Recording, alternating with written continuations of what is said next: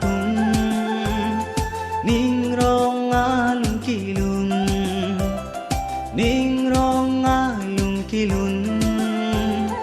eseng pansani eseng pansani Jisure cho apan